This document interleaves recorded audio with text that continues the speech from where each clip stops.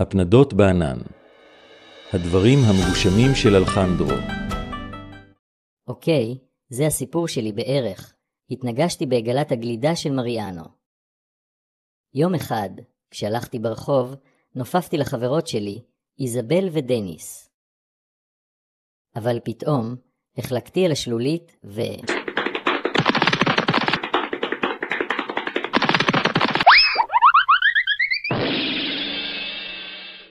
התנגשתי בעגלת הגלידה של מריאנו בתונה. וזו הסיבה שאני מגושם. אבל הוא פס, סליחה או לא סיינטו מריאנו, חכך.